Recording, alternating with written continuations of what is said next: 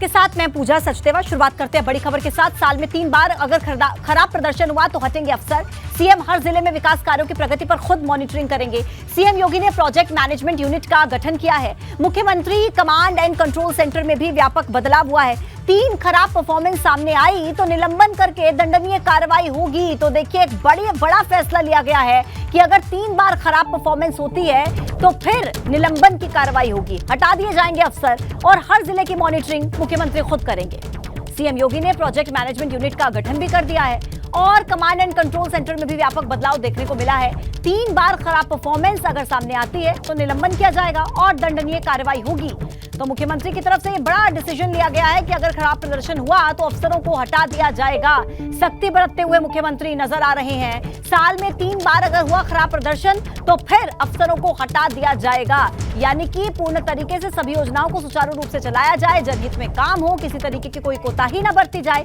इसी को ख्याल में रखते हुए मुख्यमंत्री ने ये बड़ा फैसला किया है।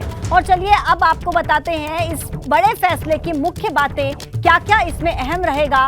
खराब प्रदर्शन हुआ तो अफसरों को हटा दिया जाएगा, लेकिन किस तरीके से ये कार्रवाई होती है वो आपको दिखाते हैं। साल में 3 बार अगर खराब परफॉर्मेंस की शिकायत मिलती है तो निलंबित किया जाएगा, यानी कि हटा दिया जाएगा।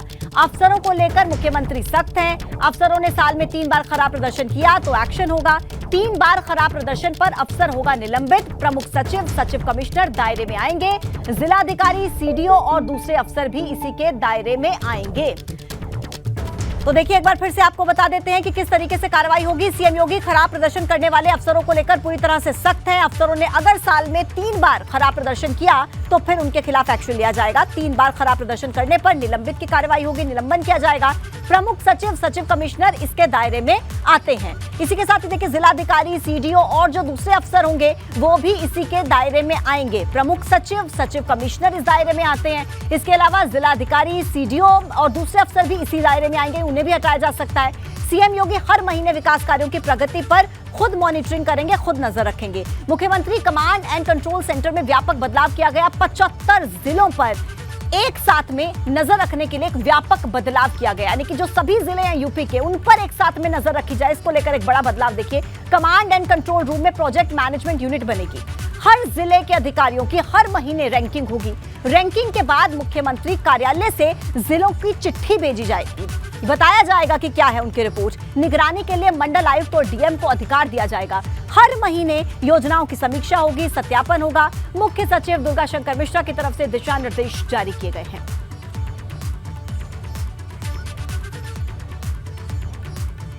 और देखिए, रामचरितमानस को लेकर विवादित टिप्पणी के मामले में चार्जशीट दाखिल हुई है। सपा नेता स्वामी प्रसाद मौर्य के खिलाफ लखनऊ में चार्जशीट दाखिल हुई है। जिन धाराओं में केस दर्ज हुआ है उनमें 7 साल से कम की सजा का प्रावधान है। मामले में पुलिस ने स्वामी प्रसाद मौर्य को नोटिस भी भेज दिया। तो देखिए, रामचरितमानस पर विवादित टिप्पणी के मामले में चार्जशीट दाखिल हुई है। सपा नेता स्वामी प्रसाद मौर्य के खिलाफ लखनऊ में चार्जशीट दाखिल। 7 साल से कम की सजा का प्रावधान है। जिन धाराओं के तहत स्वामी प्रसाद मौर्य के खिलाफ केस दर्ज हुआ है, मामले में पुलिस ने स्वामी प्रसाद मौर्य को नोटिस भी तलब कर दिया है। तो रामचरितमानस से जुड़ा ये मामला और इस पूरे मामले में अब मुश्किलें बढ़ती हुई स्वामी प्रसाद मौर्य की नजर आ रही हैं। मुकदमे दर्ज हुए हैं और जो मुकदमे दर्ज हुए हैं उनमें 7 साल से कम की सजा का प्रावधान है। चार्जशीट दाखिल हुई है और जिन धाराओं के तहत केस दर्ज हुआ उसमें 7 साल से कम की सजा का प्रावधान है। और फिलहाल इस पूरे मामले में पुलिस ने स्वामी प्रसाद मौर्य को नोटिस भी भेजा था। और आपको ये भी बताएंगे कि स्वामी प्रसाद मौर्य ने क्या कहा था। एक बार फिर से आपको पूरा मामला रिकॉल कराते हैं कि ये मामला कैसे जुड़ा है, किस मामले में चार्जशीट दाखिल हुई है और कैसे कार्रवाई हुई है। देखिए, रामचरितमानस में जाति सूचक शब्दों का इस्तेमाल किया था स्वामी प्रसाद मौर्य ने, जिसमें दलित और पिछड़ों का अपमान था, महिलाओं का अपमान था, कुछ अंश पर आपत्ति थी। और पूरा मामला आप एक बार समझ लीजिए कि क्या क्या स्वामी प्रसाद मौर्य ने कहा था। जाति सूचक शब्दों का इस्तेमाल, दलित पिछड़ों का इस्तेमाल हुआ था। जो बयान उनकी तरफ से दिया गया उसमें महिलाओं का अपमान, कुछ अंश पर आपत्ति थी, विवादित अंश हटाए जाएं ये कहा था। तुलसीदास जी ने अपनी खुशी के लिए लिखा, तो ये बयान थे कुछ जो स्वामी प्रसाद मौर्य की तरफ से दिए गए थे। और इसी पूरे मामले को लेकर अब एक नई चार्जशीट दाखिल हुई है। मुकदमे दर्ज हुए हैं और जिन धाराओं के तहत केस दर्ज हुए हैं उसमें सजा का प्रावधान है। पुलिस ने स्वामी प्रसाद मौर्य को नोटिस भी भेजा था और जिस तरीके से स्वामी प्रसाद मौर्य ने बयान दिया, उस पूरे बयान के बाद कई धाराओं के तहत स्वामी प्रसाद मौर्य के खिलाफ केस दर्ज हुआ है। जाति सूचक शब्दों का इस्तेमाल अपने बयान में किया था स्वामी प्रसाद मौर्य ने, जिसमें दलितों, पिछड़ों का अपमान और महिलाओं का अपमान शामिल था। प्रयागराज से बड़ी खबर देते हैं। पुलिस रिमांड पर अतीक का वकील खान सौलत हनीफ सुबह 6 बजे से लेकर शाम को 6 बजे तक रिमांड पर रहेगा। और आपको बता दें कि रिमांड पर फरार शाइस्ता के बारे में पुलिस पूछताछ कर सकती है। पूछताछ के दौरान शाइस्ता का राज खुल सकता है। उमेश पाल हत्याकांड में वकील खान सौलत हनीफ भी आरोपी है। तो देखिए आज 12 घंटे की पूछताछ में क्या निकलकर सामने आता है, देखना महत्वपूर्ण रहेगा, क्योंकि इस पूरे मामले को लेकर सुबह 6 बजे से लेकर शाम को 6 बजे तक कस्टडी में है अतीक का वकील और शाइस्ता को लेकर पूछताछ होगी। इस पूछताछ में सबसे बड़ा जो पॉइंट होगा, जोर होगा, वो इसी मुद्दे को लेकर होगा कि शाइस्ता परवीन आखिर कहां है। उस बारे में कुछ सुराग अगर मिल सके तो 12 घंटे की पूछताछ में इस पर खासा फोकस रहेगा। पुलिस की रिमांड पर है वकील खान सौलत हनीफ, अतीक का वकील रह चुका है। सुबह 6 से शाम को 6 बजे तक रिमांड पर लिया गया, यानी कि 12 घंटे तक पूछताछ चलेगी। फरार शाइस्ता परवीन के बारे में पूछताछ होगी और ऐसी उम्मीद है कि शाइस्ता का राज खुल सकता है। इस पूरे मामले में सौलत हनीफ भी आरोपी है। तो आज 12 घंटे की पूछताछ और क्या इतने दिनों से फरार शाइस्ता परवीन को लेकर कुछ राज उगले जा सकते हैं, देखना महत्वपूर्ण रहेगा।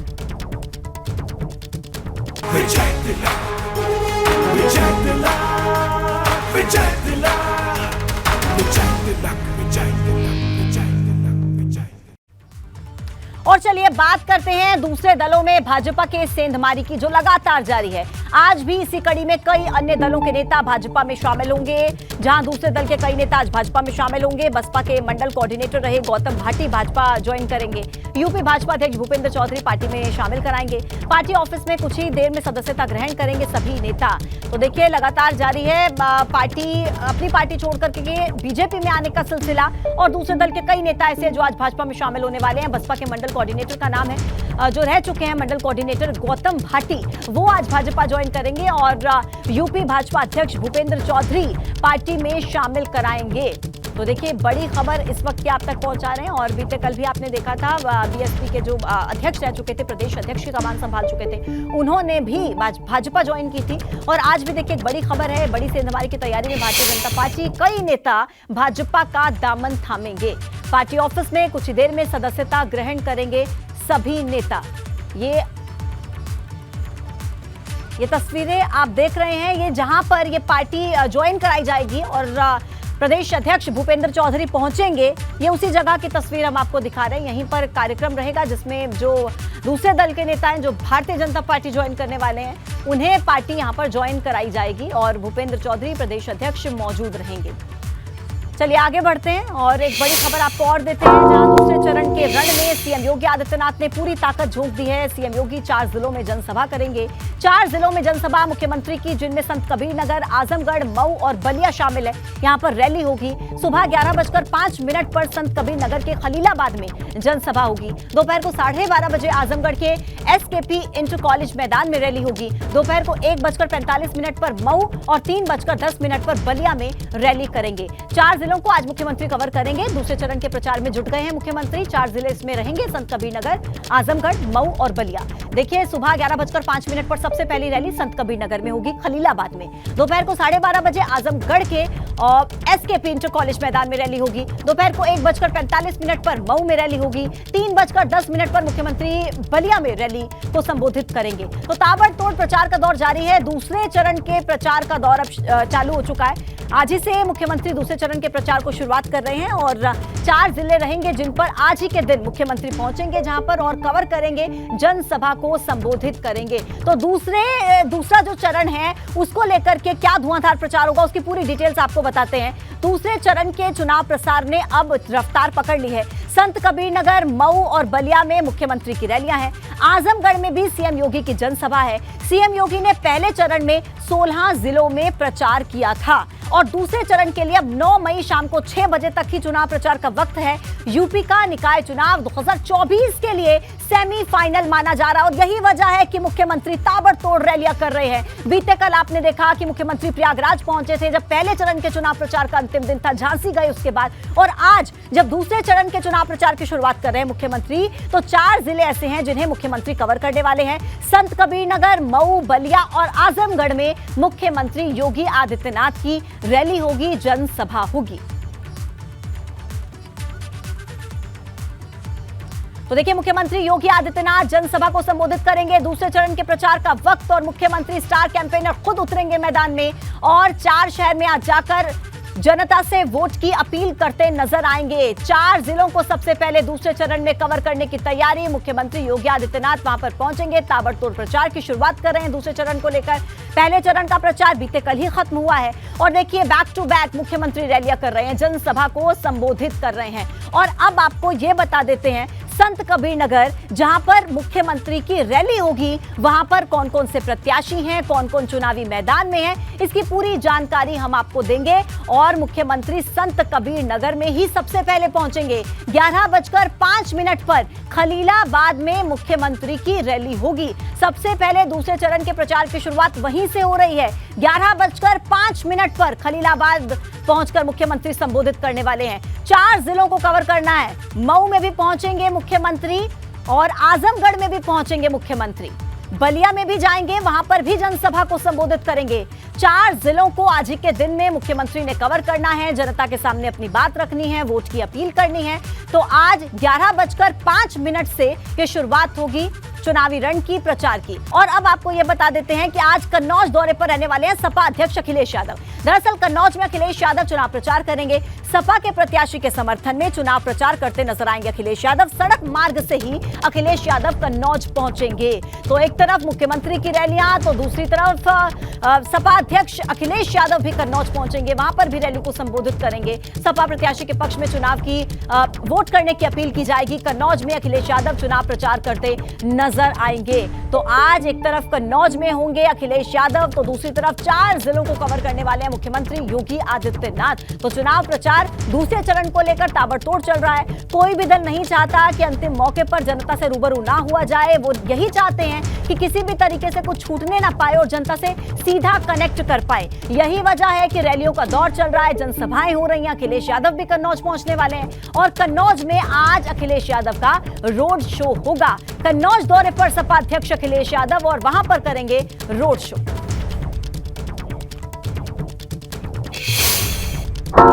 और देखिए, यूपी निकाय चुनाव के पहले चरण के लिए कल होगा मतदान। आज पोलिंग पार्टियां बूथ के लिए रवाना हो रही हैं। कल 37 जिलों के 10 नगर निगमों में वोट डाले जाएंगे। 104 नगर पालिका, 276 नगर पंचायतें जहां पर वोट होंगे। कल सुबह 7 बजे से मतदान की शुरुआत होगी और एबीपी गंगा पर आप मेगा कवरेज कल सुबह 7 बजे से देखेंगे। देखिए, कल वोटिंग होगी पहले चरण की। कुल 37 जिले, 10 नगर निगम इसमें आते हैं। 104 नगर पालिका, 276 नगर पंचायतें हैं। नगर पालिका और पंचायत में जो मतदान होगा बैलेट पेपर के जरिए होगा। निगमों के लिए जो मतदान होगा वो ईवीएम के जरिए होगा। तो कल सुबह 7 बजे से मतदान शुरू हो जाएगा। कल से पहले चरण के लिए वोटिंग होगी। यूपी निकाय चुनाव के पहले चरण के लिए कल होगा मतदान। सुबह 7 बजे से शुरुआत हो रही है और आज उससे पहले पोलिंग पार्टियां बूथ के लिए रवाना हो रही हैं।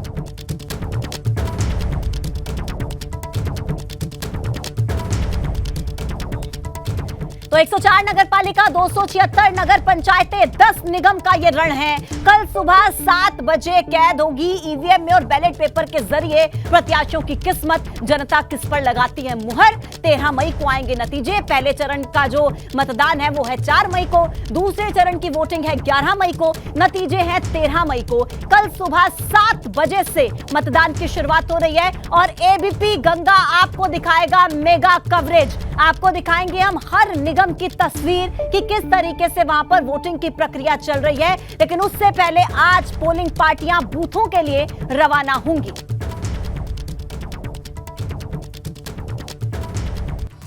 तो देखिए, आगे बढ़ते हैं जहां झांसी के भोजला नवीन मंडी स्थल से पोलिंग पार्टियां रवाना हो रही हैं। पोलिंग पार्टियां आज बूथों तक पहुंच जाएंगी। कल झांसी में 13 निकाय के 263 वोट्स के लिए सुबह 7 बजे से शाम को 6 बजे तक मतदान होगा। पोलिंग पार्टियां रवाना हो जाएंगी, बूथों तक पहुंच जाएंगी और रवाना हो रही हैं झांसी के भोजला नवीन मंडी स्थल से। तस्वीरें आपको दिखाते हैं, देखिए। और 13 निकाय जिसके 263 वार्ड हैं, सुबह 7 बजे से शाम को 6 बजे तक वहां मतदान होगा।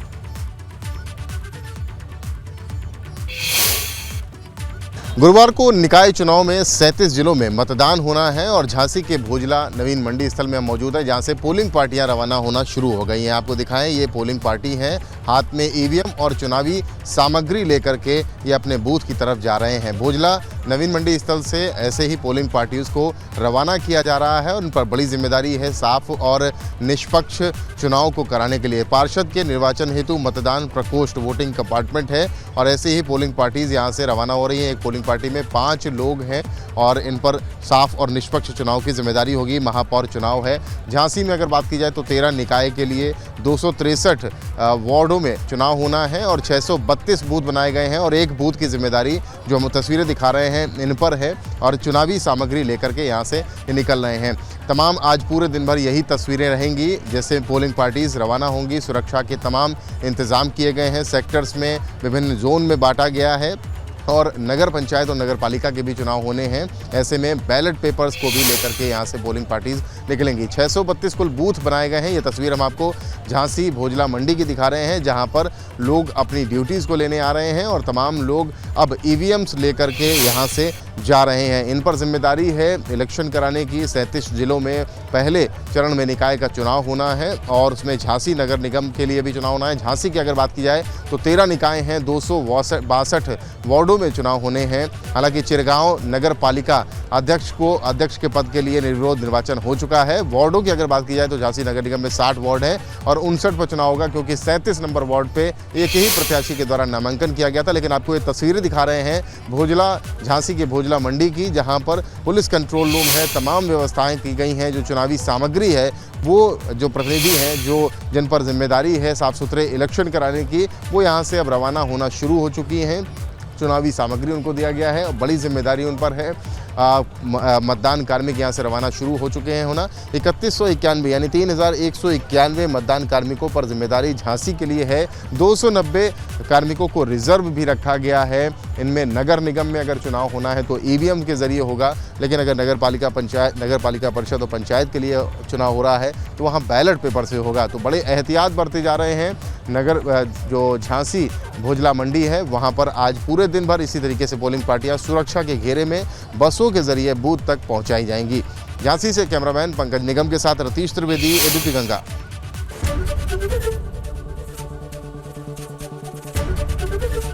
एबीपी गंगा, खबर आपकी, जुबान आपकी।